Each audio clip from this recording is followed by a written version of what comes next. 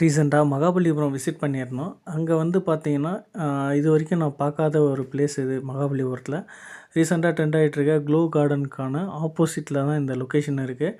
இது வந்து பார்த்திங்கன்னா சிற்பக்கலைகள் ப்ளஸ் வந்து பெயிண்டிங் இது எல்லாமே வந்து ஆர்ட்ஸ் காலேஜில் அவங்க ப்ராக்டிஸ் பண்ணி அந்த ப்ராஜெக்ட் சப்மிட் பண்ணுறாங்க இல்லைங்களா, அவங்க வந்து பண்ண இது எல்லாமே வந்து இதில் வச்சுருக்காங்க. ரொம்ப டிராயிங்ஸ் எல்லாமே வந்து ரொம்ப அழகாக பண்ணியிருந்தாங்க. அதேமாரி வந்து பார்த்திங்கன்னா செப்பரேட் ரூம்ஸ் வந்து வச்சு அதில் வந்து பார்த்திங்கன்னா பெயிண்டிங்ஸ் ஒரு இடத்துலையும், அதேமாரி வந்து ஸ்டோன் ஸ்டாச்சூவில் பண்ண ஒர்க்ஸ் எல்லாமே தனியாக ஒரு ரூம்லேயும் வச்சுருந்தாங்க.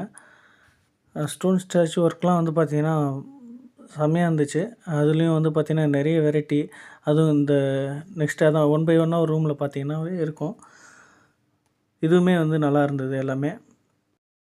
இதில் பெயிண்டிங் அதுக்கப்புறம் வந்து ஸ்டோன் ஸ்டாச்சு இல்லாமல் உடனில் ஸ்டாச்சூஸ் ப்ளஸ் வந்து பார்த்திங்கன்னா சிமெண்ட்லேயே நம்ம வந்து செய்வாங்க இல்லையா, கோயில் மேலெலாம் வைப்பாங்க, அந்த மாதிரி ஸ்டாச்சூஸு எல்லாமே இதில் இருந்தது. நெக்ஸ்ட் டைம் மகாபலிபுரம் போனீங்கன்னா இதை மிஸ் பண்ணாமல் பாருங்கள். இது வந்து பார்த்திங்கன்னா நம்ம மகாபலிபுரம் வந்து பஸ் ஸ்டாண்ட்லேருந்து வரும்போது லெஃப்ட் சைடில் பீச்சுக்கு போகிறதுக்கு ஒரு ரோடு கட் ஆகும்.